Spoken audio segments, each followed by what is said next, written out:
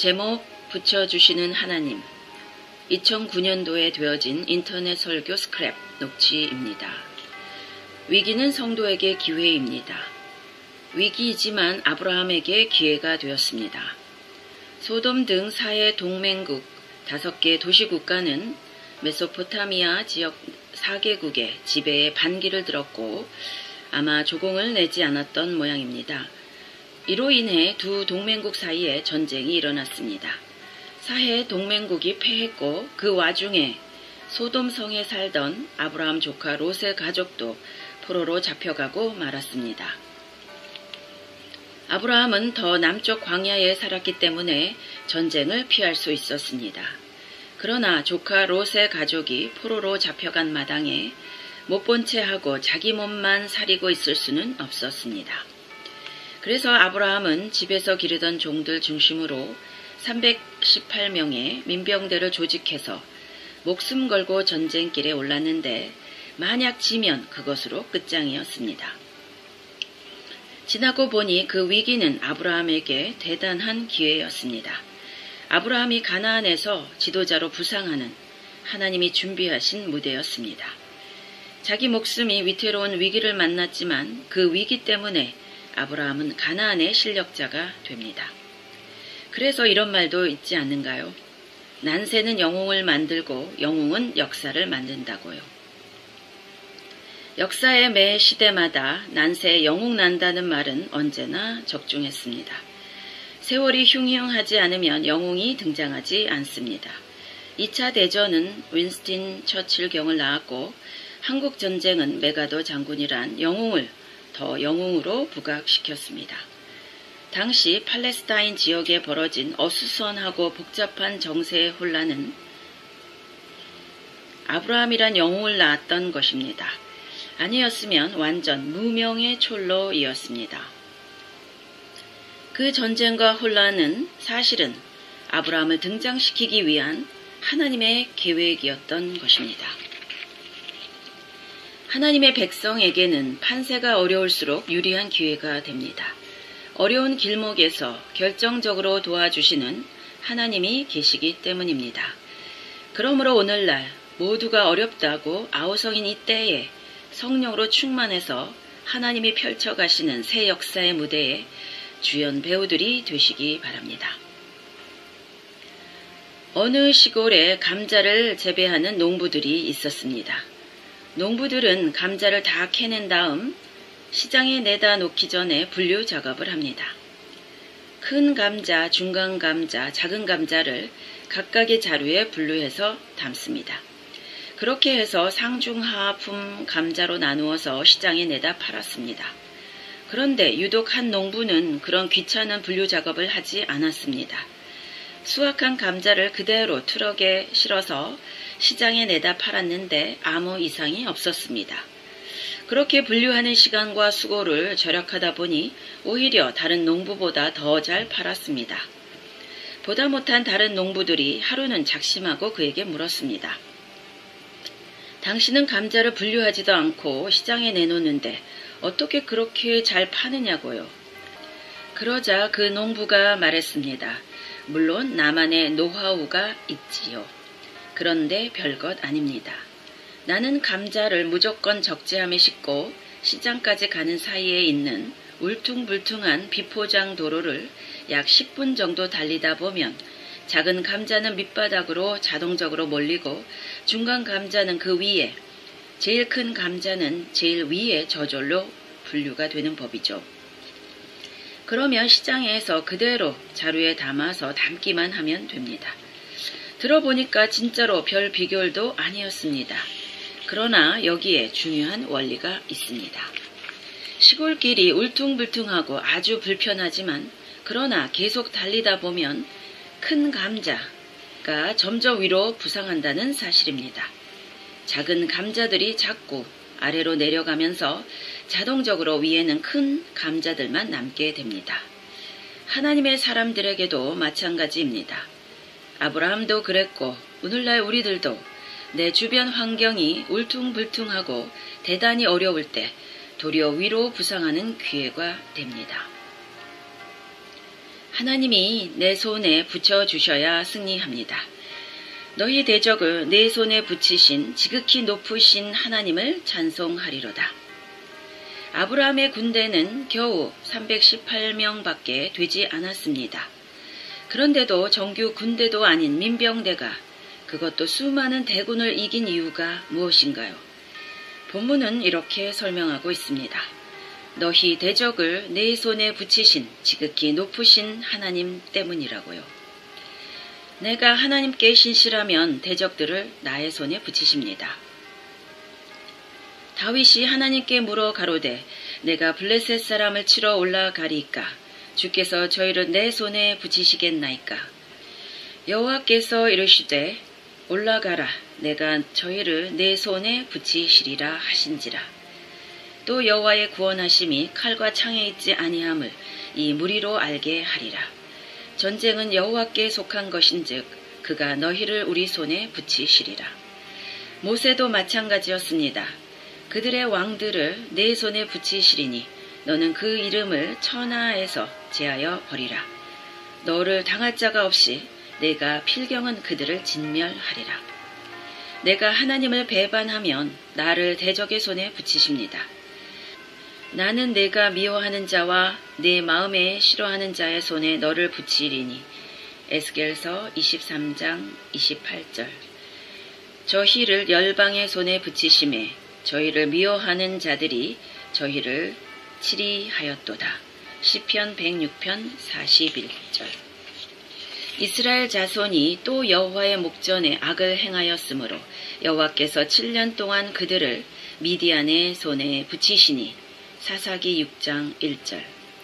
여호와께서 이스라엘의 온 족속을 버리사 괴롭게 하시며 노략군의 손에 붙이시고 심지어 그 앞에서 쫓아내시리라. 이스라엘 자손이 다시 여호와의 목전에 악을 행하였으므로 여호와께서 그들을 40년 동안 블레셋 사람의 손에 붙이시리라. 사울이 다윗을 죽일 수 없었던 것은 하나님이 사울의 손에 붙이지 않았기 때문이었습니다. 사단이 욥의 생명을 빼앗을 수 없었던 것은 하나님이 욥의 생명을 사단의 손에 붙이지 않았기 때문이었습니다. 여호와께서 사탄에게 이르시되 내가 그를 내 손에 맡기노라. 다만 그의 생명은 해하지 말지니라. 롯은 세상 것들을 붙잡으려고 소돔 땅으로 갔다가 나중에 소돔 성 안으로 들어갔습니다. 오늘날 우리도 마찬가지입니다. 세상 것 잡으려고 쫓아다니다 보면 어느샌가 내가 세상의 포로로 붙잡히게 됩니다. 재미있는 예화가 하나 있습니다. 신병이 전투에 나갔다가 숲을 속에서 고함을 질렀습니다. 대장님, 제가 포로를 붙잡았습니다. 그런데 왜 빨리 안 돌아오니? 얘가 나를 안 놔줘요. 세상 속에 함부로 들어가면 거기에 붙잡힌다는 이야기입니다. 하나님이 붙여주시니까 양들이 목자를 따라옵니다. 어느 선교사님이 선교지에서 복음을 적극적으로 전하다가 그의 전도를 싫어하는 현지인들의 공격을 받게 되었습니다. 그는 테러를 당하여 땅바닥에 버려졌습니다. 그래서 거의 죽은 상태로 의식이 가물가물한 가운데 그는 하나님이 보여주시는 환상을 보게 됩니다. 자기가 누군가의 품에 안겨서 날아가고 있는데 수많은 양들이 자기를 따라오는 환상을 보았습니다. 한참 가다가 보니까 그 양들의 얼굴은 자기 교인들의 얼굴이었습니다. 너무 좋아서 품에 안겨 날아가던 그가 말했습니다. 잠깐만 저를 좀 세워주세요. 제가 제 양들을 만나야 하겠습니다.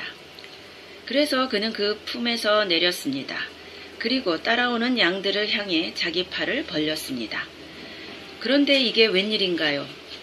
따라오던 양들이 힐끔힐끔 자기를 쳐다보더니 전부 자기 곁 좌우로 비껴갔습니다. 그때 주님의 음성이 그의 마음속에서 들려왔습니다. 그게 어디 내 양이냐? 내 양이다. 선교사는 그때부터 자기가 잘해서 양떼들이 자기를 따라온다는 생각을 내려놓게 되었습니다. 자기가 잘해서 양떼들이 자기를 따라온 것이 아니라 하나님이 붙여주시니까 자기를 따라오는 것이란 사실을 그는 절실히 깨닫게 되었던 것입니다. 주께서 내게 대적을 붙여주시려면 내가 붙잡으려 하지 말고 주님께 붙어 있으면 다 붙여주십니다. 지금 내가 가진 모든 것, 내가 내 손으로 이룬 것이 아닙니다. 하나님이 내게 붙여주셨으니까 이만큼 된 것입니다.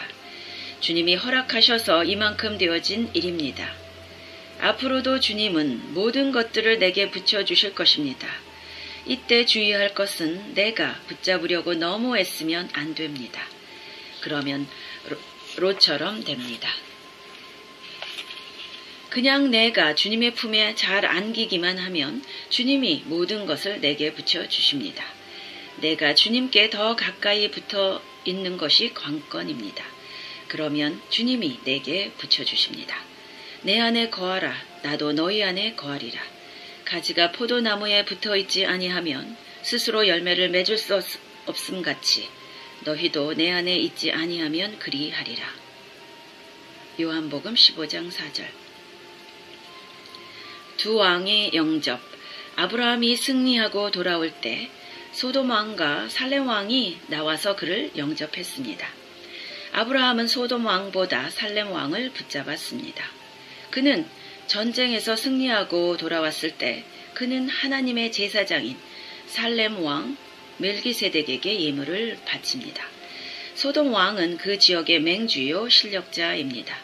실제적으로 아브라함이 도움을 받을 수 있는 인물이었습니다.